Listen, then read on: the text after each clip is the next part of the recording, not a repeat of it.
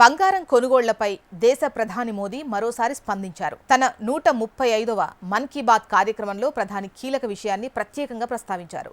దేశ ఆర్థిక పరిస్థితిని మెరుగుపరిచేందుకు తానిచ్చిన పిలుపుకు సామాన్య ప్రజల నుంచి అద్భుతమైన స్పందన లభిస్తోందన్నారు. పశ్చిమాసియాలో నెలకొన్న ఉద్రిక్త పరిస్థితుల దృష్ట్యా దేశ ఆర్థిక స్థిరత్వం కోసం విలాసవంతమైన ఖర్చులు, ముఖ్యంగా బంగారం కొనుగోళ్లను కొంతకాలం వాయిదా వేసుకోవాలని మోదీ చేసిన విజ్ఞప్తిని ప్రజలు బాధ్యతాయుతంగా స్వీకరించారని వెల్లడించారు. ఈ సందర్భంగా దేశ ప్రజలకు మోదీ కృతజ్ఞతలు తెలిపారు. విదేశీ పర్యటనలను వాయిదా వేసుకోవడం, ఇంధన ఆదా కోసం సొంత వాహనాల వినియోగాన్ని తగ్గించడం వంటి చర్యలను ప్రజలు సోషల్ మీడియా వేదికగా పంచుకుంటున్నారని మోదీ తెలిపారు.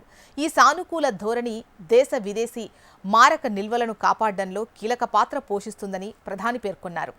బంగారం, ఇంధనం వంటి అత్యవసర దిగుమతులపై భారం తగ్గించడం ద్వారా రూపాయి విలువను సుస్థిరం చేయాలనేదే ఈ ప్రయత్నం వెనుక ఉన్న ప్రధాన ఉద్దేశం. ప్రధాని విజ్ఞప్తి తర్వాత మార్కెట్లో గణనీయమైన మార్పులు చోటు చేసుకున్నాయి. మే 10న 24 క్యారెట్ల బంగారం ధర 10 గ్రాములకు 1,53,140 ఉంది. జూన్ 28 నాటికి అది 1,39,873కి చేరింది. అదేవిధంగా కేజీ వెండి ధర 2,62,350 నుంచి 2,16,541కి తగ్గింది.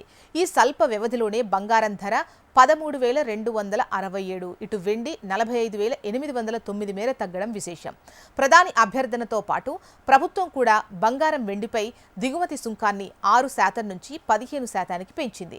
ఈ నిర్ణయం వల్ల వినియోగదారుల డిమాండ్ తగ్గి రాబోయే నెలల్లో బంగారం దిగుమతులు 10 నుంచి 15% తగ్గే అవకాశం ఉందని నిపుణులు అంచనా వేస్తున్నారు. మొత్తంగా దేశ ఆర్థిక రక్షణ కోసం ప్రధాని చేసిన పిలుపు, ప్రభుత్వ విధానాలు కలిసి సానుకూల మార్పులకు దారితీశాయి.